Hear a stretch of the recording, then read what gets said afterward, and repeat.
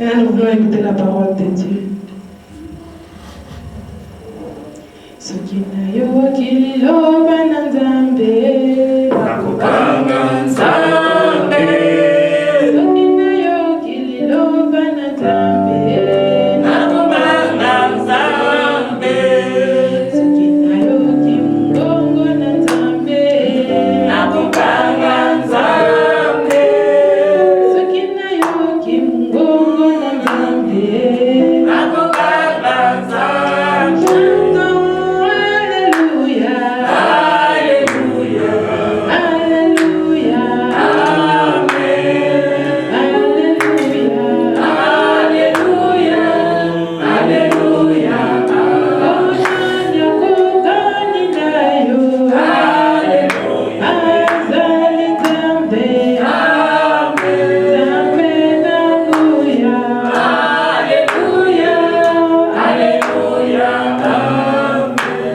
Prions pour cette parole des mouvements écoutés, que Dieu nous parle, que le Seigneur utilise son serviteur, que ce ne soit pas lui, mais que ce soit Dieu qui parle à travers lui.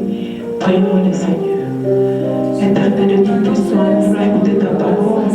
Ce n'est pas la parole que tu as créée toutes choses. Nous voulons que tu nous parles, Seigneur. Nous voulons que tu puisses ton serviteur, Seigneur. Mon Dieu, je diminue ta voix, Seigneur. Pas de soin, Seigneur, mais de ton message. Seigneur, nous appelle que nos dons de l'œil spirituel soient maintenant ouverts, Seigneur. Que nous écoutions comme des disciples, Seigneur. Parle-nous, Seigneur, c'est pas rentrer quelque chose de nouveau en nous, Seigneur. Pour notre croissance spirituelle. Parle-nous, Seigneur, sanctifie par ta parole. Seigneur, glorifie, glorifie ta personne. Maintenant, au nom puissant de Jésus-Christ. Amen. Amen.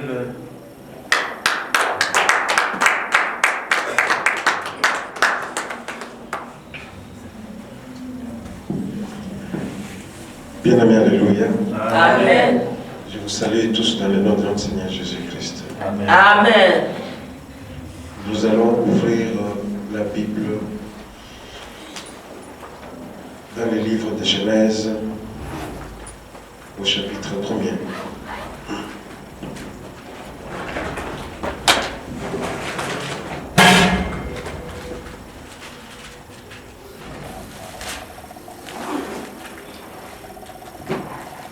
Alléluia. Amen. Nous sommes heureux de la première partie du culte de ce matin parce que le Saint-Esprit avait conduit Maman Jeanne, la modératrice, à nous amener plus dans la prière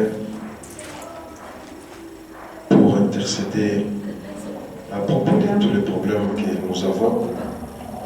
Ces problèmes que nous appelons problèmes, mais dans le Seigneur, ce ne sont pas des problèmes, parce que nous savons que là où va arriver nos forces, que nous ne savons pas résoudre ces problèmes, lui-même il va les résoudre. Mais il fallait entrer dans la prière pour cela.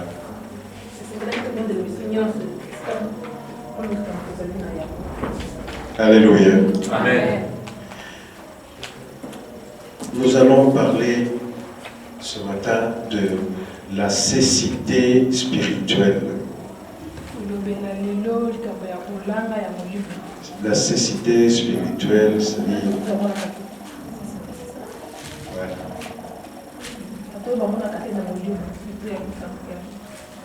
Il y a la cécité physique, quelqu'un dont les yeux ne voient pas. Et il y a la cécité spirituelle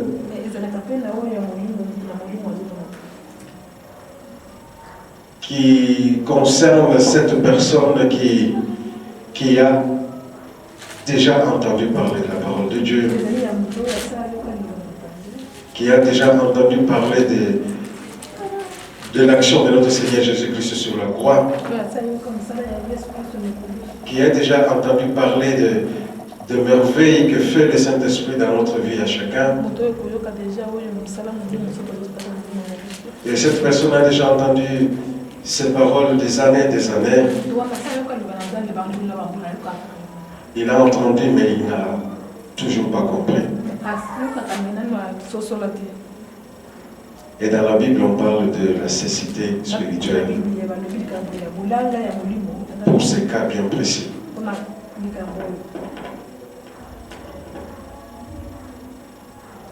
Dans le livre de la Genèse, nous allons lire à partir au chapitre 1er, à partir du verset 2. La terre était alors informe et vide. Il y avait des ténèbres à la surface de l'abîme. Et l'Esprit de Dieu se mouvait au-dessus des eaux. 3. Dieu dit que la lumière soit, et la lumière fut. Dieu vit que la lumière était bonne, et Dieu sépara la lumière d'avec les ténèbres. Dieu appela la lumière jour, et il appela les ténèbres nuit. Ainsi, il y eut un soir, et il y eut un matin. Ce fut le premier jour. Alléluia. Amen. Le livre nous apprend qu'au commencement,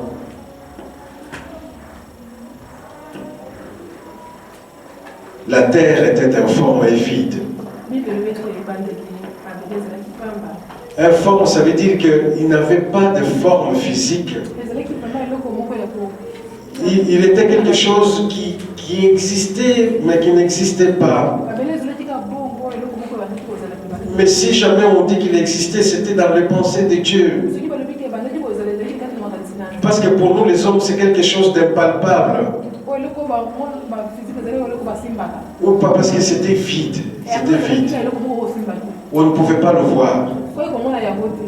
Et dans cette chose qu'on appelle cette chose qui était en forme et vide, il régnait des ténèbres. Et là, réellement, il régnait des ténèbres. Alors la Bible dit que l'Esprit de Dieu se mouvait au-dessus des eaux. Donc l'Esprit de Dieu n'était pas dans cette chose informe et vide, mais l'Esprit de Dieu se mouvait au-dessus de cette chose. L'Esprit de Dieu ne pouvait pas être dans cette chose informe et vide. Parce que si l'Esprit de Dieu était dans cette chose informe et vide, alors il n'y aurait pas de ténèbres dans cette chose-là.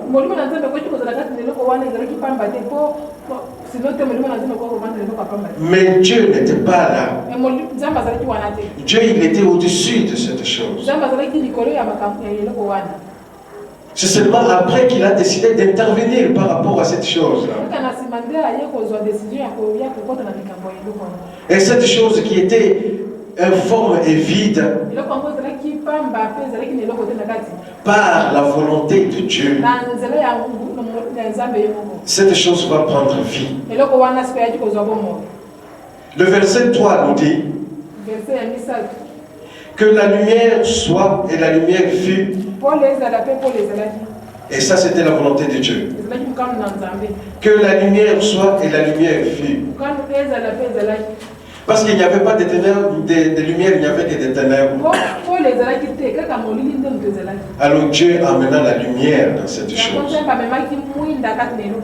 Et cette lumière-là était bonne. Dieu a vu que cette lumière était réellement bonne. Alors s'il a vu que cette lumière était bonne, et s'il a amené cette lumière dans cette chose qui était ténébreuse, alors il a décidé de séparer les ténèbres des lumières. Parce que c'était deux choses incompatibles. Les ténèbres existaient là parce que Dieu n'était pas là. Mais quand Dieu est venu, la lumière fut. Il y avait donc la présence de Dieu maintenant.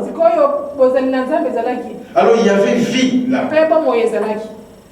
Et les ténèbres qui représentaient tout ce qui était mort, tout ce qui était vide et tout ce qui était informe, la lumière devait se séparer de la lumière. Les ténèbres devaient se séparer de la lumière. Le verset 4 nous dit ceci. Dieu vit que la lumière était bonne. Et Dieu sépara la lumière d'avec les ténèbres. Parce que les ténèbres ne pouvaient pas coexister avec les lumières. Parce que la lumière a amené la vie. Là où il y avait informité, là où il y avait vide, maintenant il y a une existence. Verset 5 nous dit, Dieu appela la lumière jour. Et il appelait les ténèbres nuit. Ainsi il y eut un soir et il y eut un matin. Il y eut un soir et il y eut un matin qui sont deux choses différentes. Parce que le jour vit dans la lumière de Dieu. Et que les ténèbres sont ténébreuses, comme le mot l'indique, mais là on ne vit pas parce qu'on ne voit pas. On ne distingue rien. Toute chose qui a été écrite dans la Bible l'a été pour notre instruction. Alors la parole de Dieu nous exhorte d'exploiter toute parole pour nous exhorter les uns les autres, pour augmenter en connaissance. Toute chose qui a été écrite l'a été pour notre instruction. On nous a bien défini le commencement par ce que nous venons de lire. Parce que par après, nous allons apprendre qu'il signifiait réellement quelque chose dans notre vie.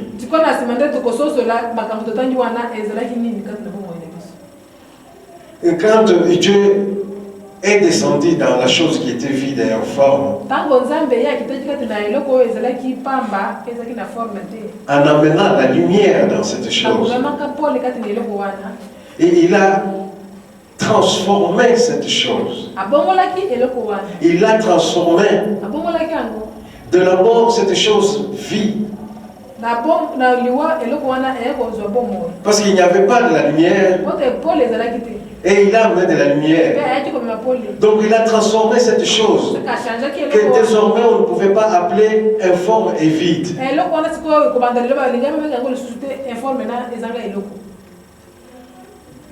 Seul Dieu peut transformer. Seul Dieu peut te transformer, toi. Seul Dieu peut transformer celui qui te prêche. Parce que Dieu lui-même, il témoigne et il dit, si tu trouves rapidement avec moi, tu peux chercher, mais nous allons aller rapidement dans le livre de Jérémie, chapitre 17.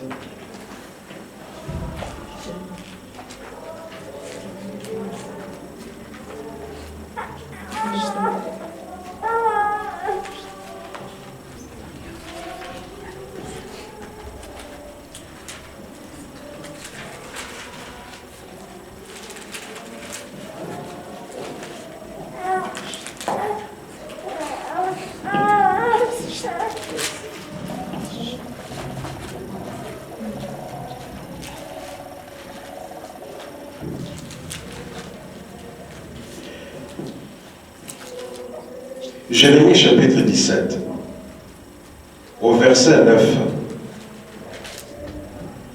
Dieu parle de l'homme. Il parle du cœur de l'homme. Dieu dit, verset 9, le cœur est tortué par-dessus tout et il est méchant. Qui peut le connaître? Moi, l'Éternel, j'éprouve le cœur, je sonde les reins. Nous répétons. Le cœur est tortué par-dessus tout et il est méchant. Qui peut le connaître? Moi, l'Éternel, j'éprouve le cœur, je sonde les reins. Dieu lui-même qui a créé l'homme, Dieu qui a créé le cœur de l'homme, il sait ce que c'est que le cœur de l'homme. Le cœur de l'homme, il est tortué et il est méchant. Quand on dit méchant, c'est-à-dire que l'homme est mauvais. Il a d'abord des desseins mauvais vis-à-vis d'autrui.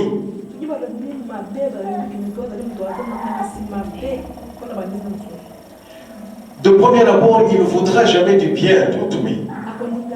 Il va souhaiter d'abord du mal d'autrui. Et il va souhaiter du bien pour lui tout seul d'abord.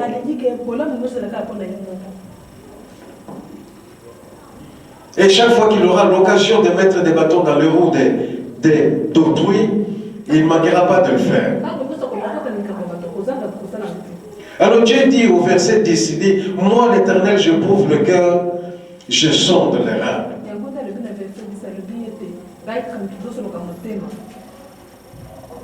Alors maintenant, qui peut changer l'homme?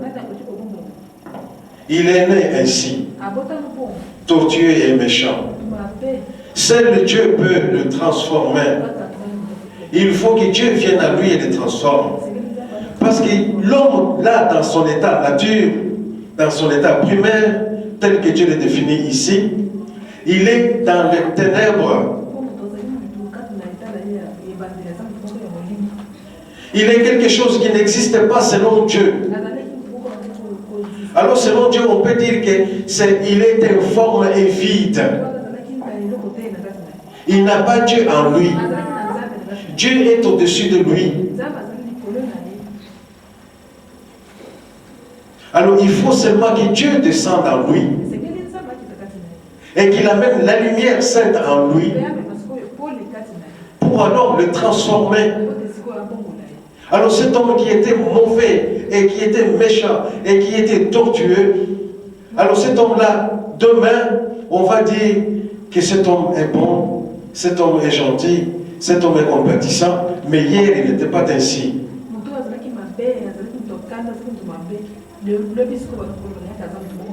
Nous regardons cet homme, nous disons, il y a réellement une certaine transformation chez cet homme. Lui qui était ténébreux et méchant hier, aujourd'hui il est si gentil, si compatissant. Parce que Dieu est entré en lui. Et avec sa lumière, et il a transformé cet homme. Le verset premier que nous avons lu dans le livre de commencement, le verset qui nous montre la création du monde, celui-là tu le transposes dans l'être que Dieu va transformer. Parce que tout être humain sans Dieu, il est quelque chose qui n'existe pas. Mais il existera seulement quand il aura Dieu en lui. Alléluia. Et ça, c'est ça qu'on appelle la transformation à cause de Dieu qui viendra vivre en toi.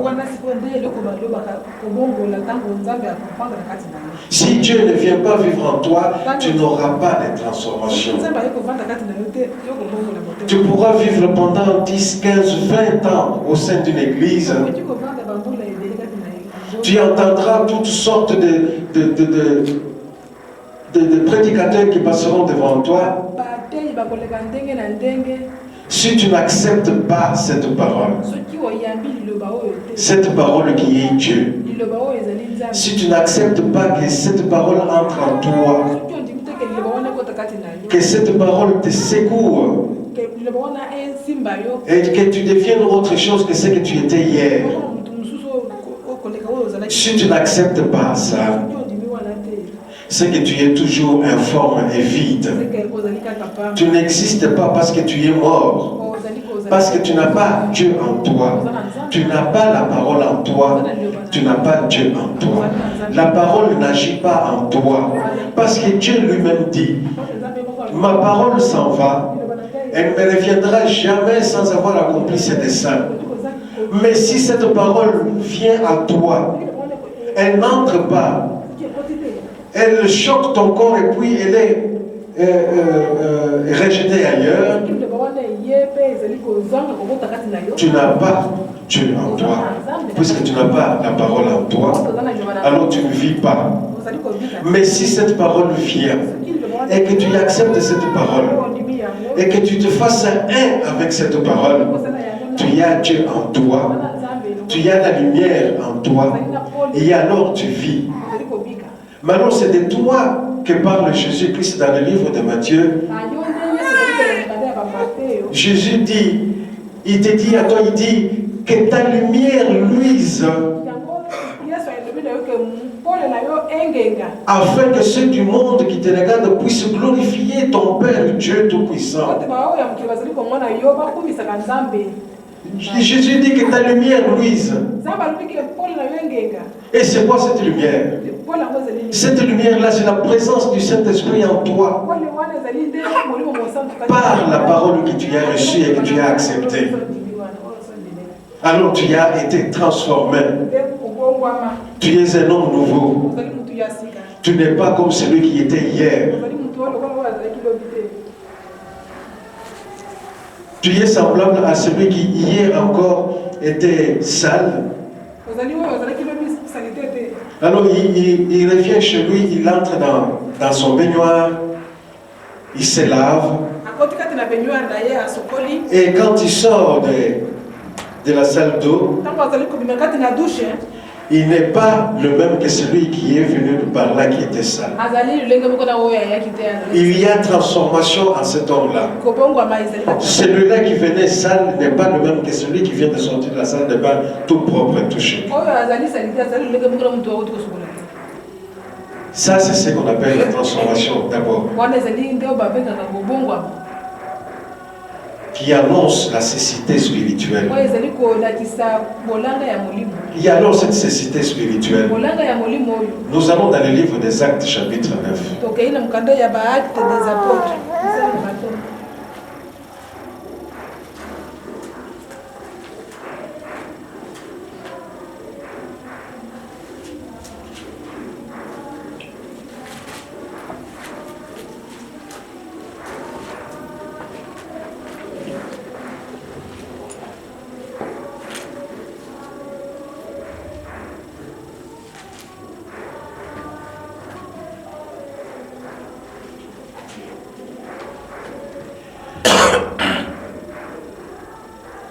Dans le livre des Actes, chapitre 9, on nous parle d'un certain Saul de Tarse.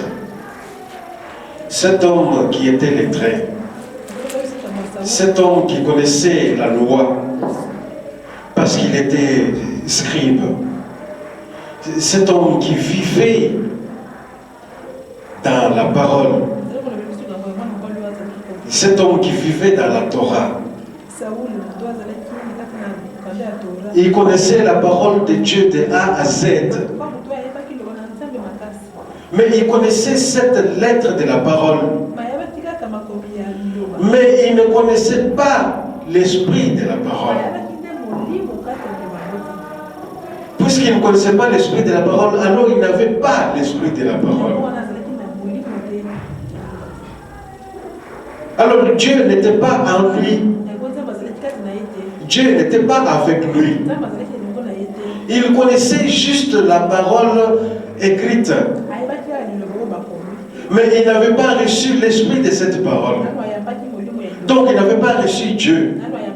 Il était un homme qui n'était pas encore transformé. Il était aveugle spirituel. Parce qu'il regardait mais il ne voyait pas. Et regarder et voir, c'est connaître la Bible de A à Z, connaître cette lettre-là, mais ne pas en connaître l'esprit.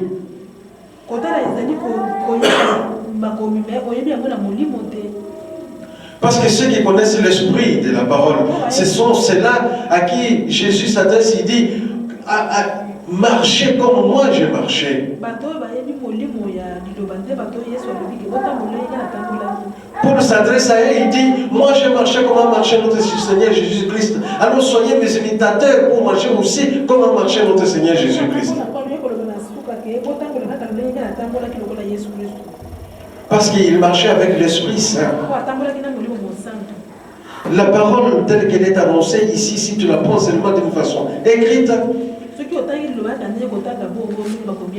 tu demeures dans l'ignorance.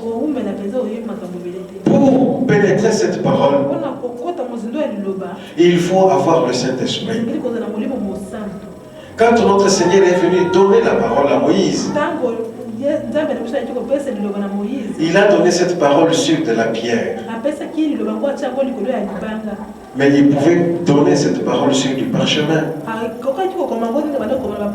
Ou bien il pouvait tout simplement, parce qu'il est Dieu, imprimer cette parole dans l'esprit ou dans les cœurs de Moïse. Mais pourquoi avoir donné ça sur de la pierre? Dieu nous enseignait déjà à cette époque-là que notre cœur était aussi dur que de la pierre. Il est imperméable à la douceur de la parole. Quand la parole dit aimer, notre cœur ne veut pas aimer. Il rejette tout ce qui est doucereux, tout ce qui est gentil, il rejette ça. Mais il est contre à détruire, à égorger.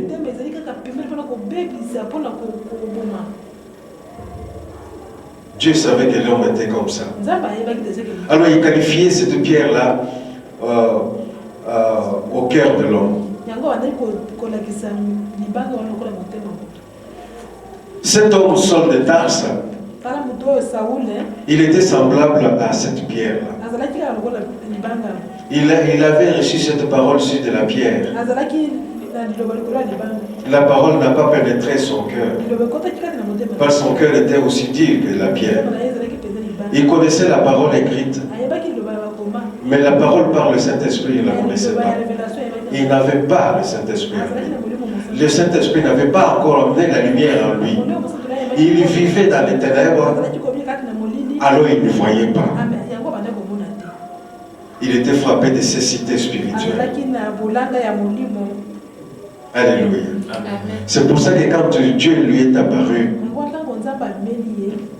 il lui a prouvé qu'il était aveugle, qu'il le regardait mais qu'il ne voyait pas.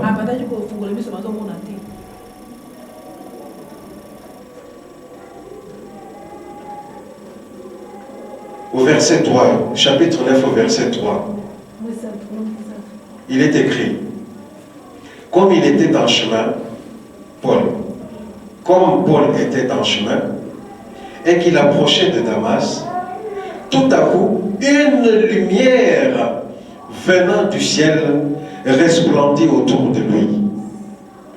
Alléluia. Amen. Comme il était en chemin, et qu'il approchait de Damas, tout à coup, une lumière venant du ciel resplendit autour de lui. Dieu lui est apparu sous forme d'une lumière. C'est à ce moment-là que Dieu venait, lui qui est lumière, pour chasser les ténèbres qui étaient dans cet homme-là. Afin qu'il vît. Parce qu'il était alors aveuglé par les ténèbres qui l'entouraient et dans lesquelles il vivait.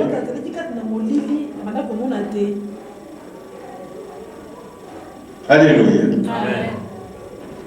Dieu lui est apparu sous forme de lumière.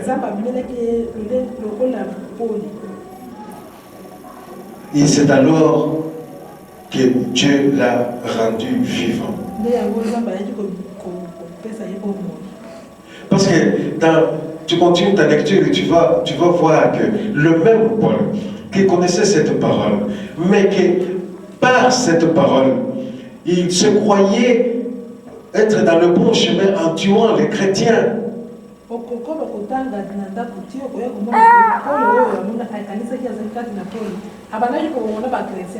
C'est le même Paul qui se mettait debout désormais et il commençait à haranguer les gens par par Dieu. Il disait, mais ces chrétiens appartiennent à Christ. C'est Christ-là et Dieu qui est venu pour nous délivrer.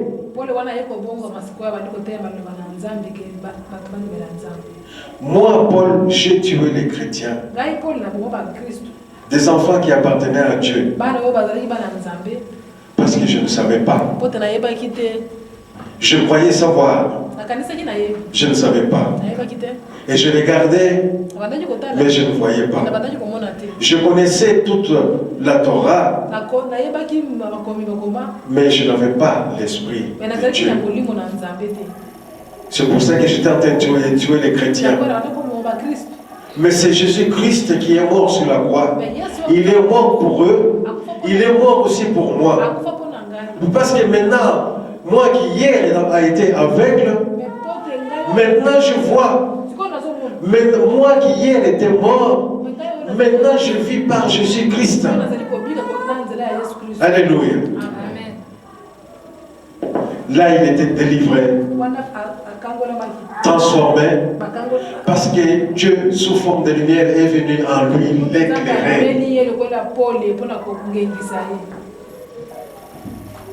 Alléluia. Amen.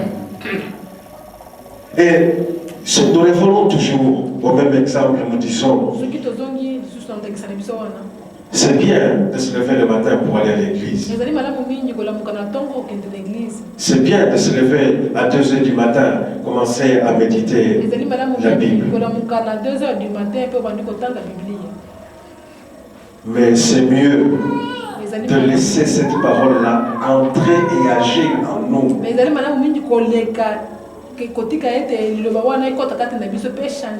Mais c'est mieux de laisser tomber les philosophies des hommes.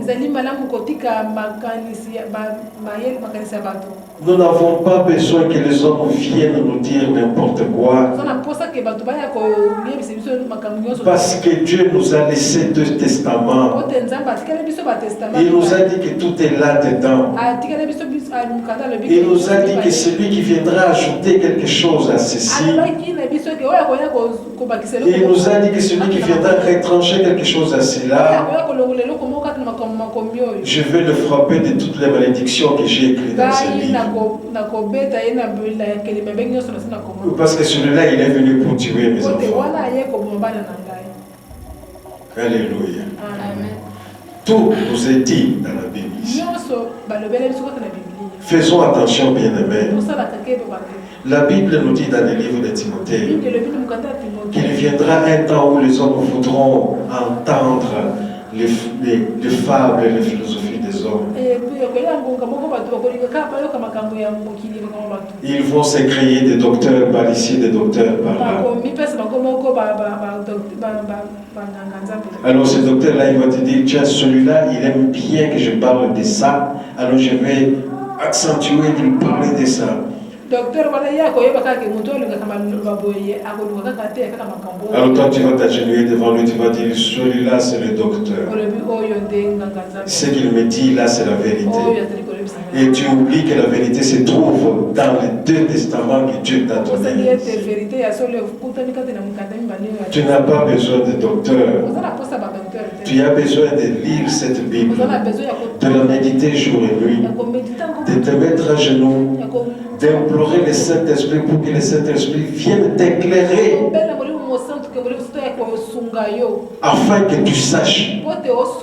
Parce que tu connaissais, mais tu ne savais pas.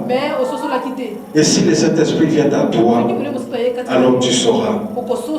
Tu regardais alors, mais tu ne voyais pas. Mais si la lumière de Dieu vient en toi, alors là, tu verras. Alléluia. Amen.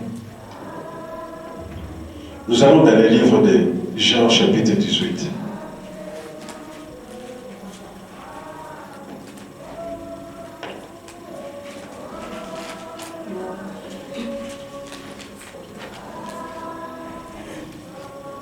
Jean, chapitre 18.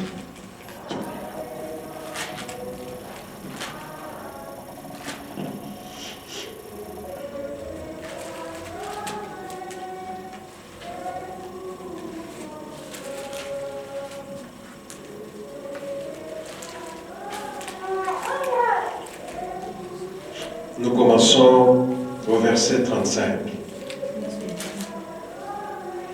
Pilate répondit,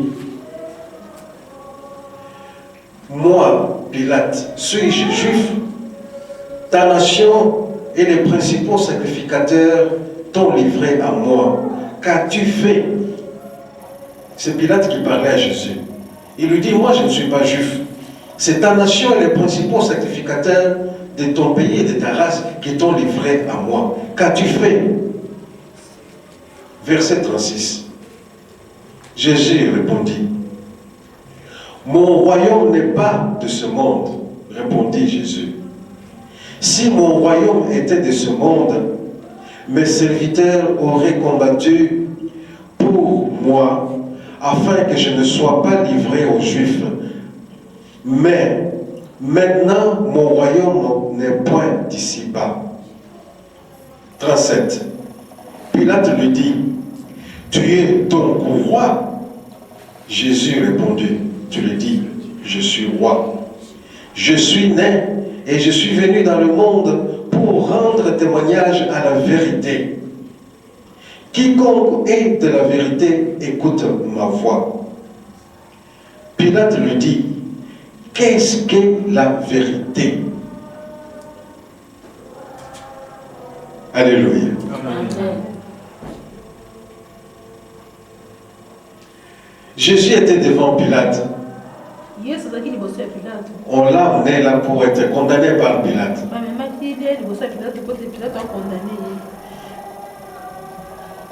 Parce que Pilate était le seul haut magistrat qui pouvait condamner à mort. Comme nous savons, c'est Rome qui colonisait Israël. Et Rome était représenté par Pilate. Alors Pilate pouvait rendre des sentences au nom et à la place de César. Mais comme les sacrificateurs voulaient absolument que Jésus soit condamné à mort, seul Pilate avait le droit de condamner à mort. C'est pour ça qu'ils l'ont emmené devant Pilate.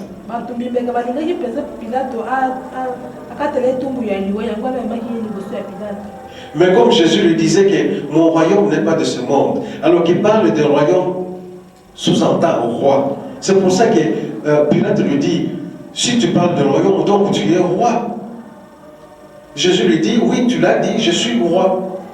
Mais Jésus dit ceci, je suis né et je suis venu dans le monde pour rendre témoignage à la vérité.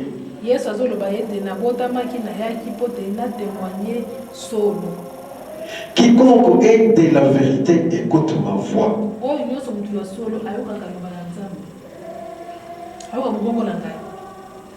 Quiconque est de la vérité écoute ma voix. C'est-à-dire que si tu es de la vérité, alors tu écouteras la voix de Jésus. Alors ça veut dire que si tu es de Dieu, quiconque est de Dieu, écoute ma voix. Celui qui n'est pas de Dieu n'écoute pas ma voix. Celui qui est des ténèbres de Satan n'écoute pas ma voix, il écoute la voix de Satan et de ses conditions. Mais celui qui est de Dieu écoute ma voix.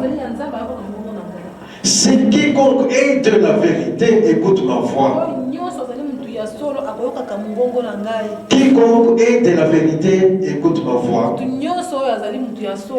Quiconque est de Dieu écoute ma voix. Donc Dieu est la vérité. Alléluia. C'est pour ça que Jésus, chaque fois qu'il parle, il parle au nom de Dieu, il dit en vérité, en vérité.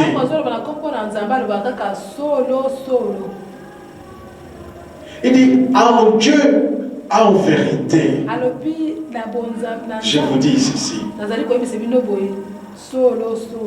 En Dieu, en vérité, je vous exhorte.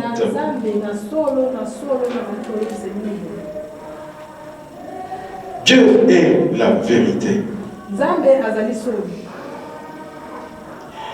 Dieu s'est fait homme et il est descendu sous forme de fils de l'homme afin de souffrir et de mourir à la place de l'homme méchant. Mais il était devant Pilate. Pilate voyait Dieu, il avait Dieu devant lui. Il avait Dieu devant lui. Il regardait avec ses yeux. Mais il ne voyait pas qu'il était Dieu. Il ne voyait pas qu'il avait Dieu devant lui. Et pourtant il le regardait. Cécité spirituelle. Il était aveugle parce qu'il n'était pas de la vérité, parce qu'il n'était pas de Dieu et il n'avait pas la lumière de Dieu en lui qui lui rendit la vue afin qu'il regardât et qu'il vît que cet homme qui était devant moi, il est Dieu. Alléluia. Voici la cécité spirituelle. Parce que dans les livres de Jean 14:6, nous sommes toujours dans le livre de Jean, allons dans le chapitre 14. Verset 14.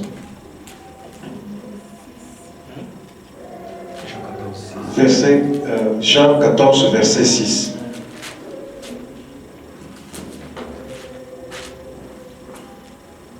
Jésus dit, je suis le chemin, je suis la vérité et je suis la vue.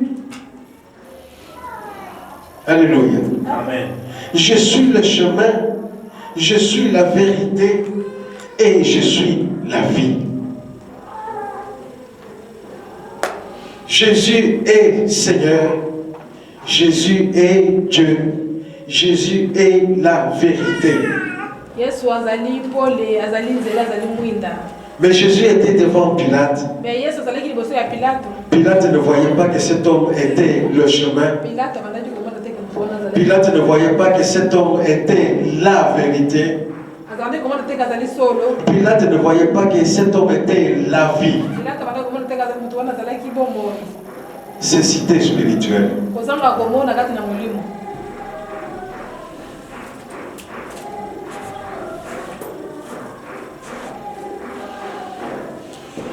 Parce que si César avait de la lumière en lui, si Pilate avait la lumière de Dieu en lui,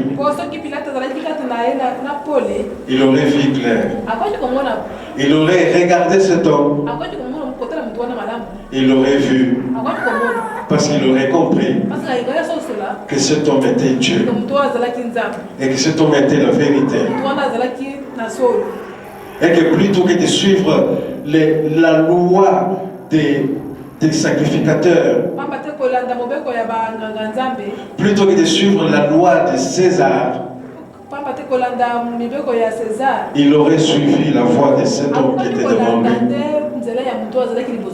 Parce que c'est le chemin de cet homme qui l'aurait conduit à la vérité et qui l'aurait conduit à la vie.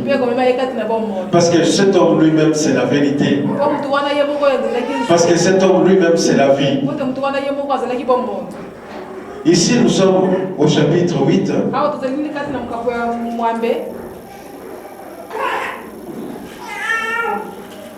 Jean chapitre 8 au verset 32.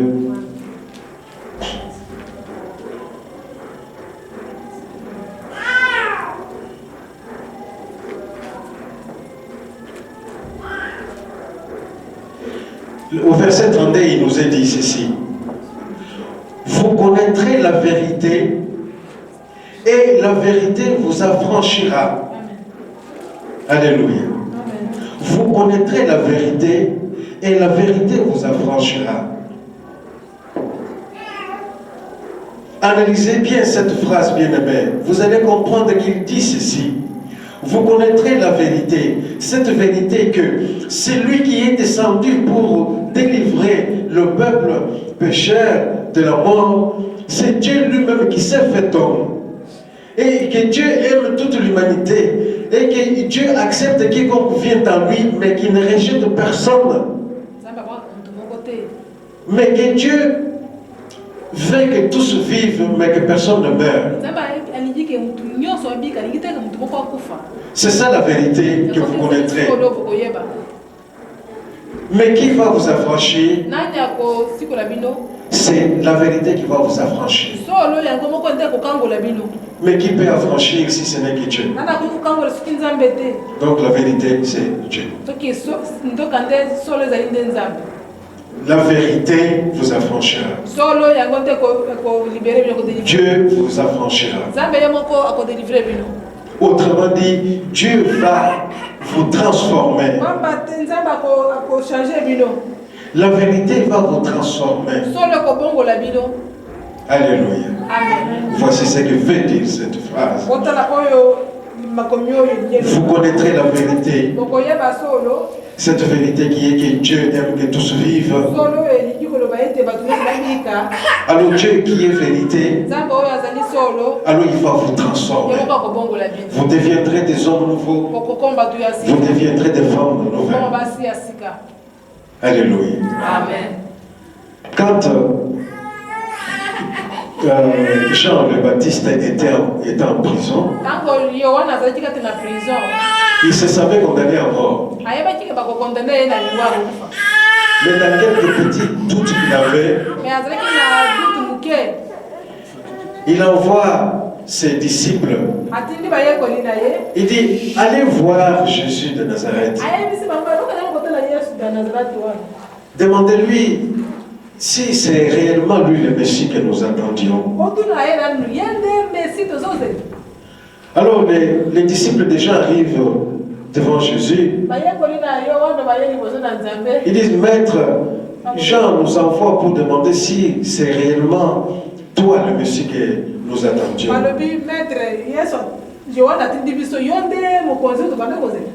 Qu'est-ce que Jésus a répondu à ces gens? Il dit, allez dire à Jean que les aveugles voient, que les boiteux marchent et que la parole de Dieu est répandue partout. Alléluia. Amen. Allez dire à Jean que les aveugles voient. Cette réponse-là, parce que Jésus savait que Jean, par l'Esprit Saint qui est en lui, Jean savait que celui qui est venu, il est venu pour transformer le monde.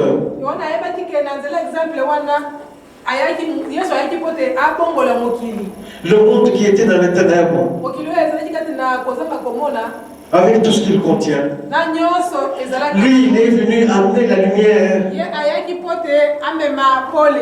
afin que le monde fût transformé. Alléluia. Amen. Et comment il a fait pour nous démontrer encore une fois cette vérité? Le jour et le moment où Jésus-Christ était crucifié, c'était le temps des hommes. Ils ont fait tout ce qu'ils voulaient faire.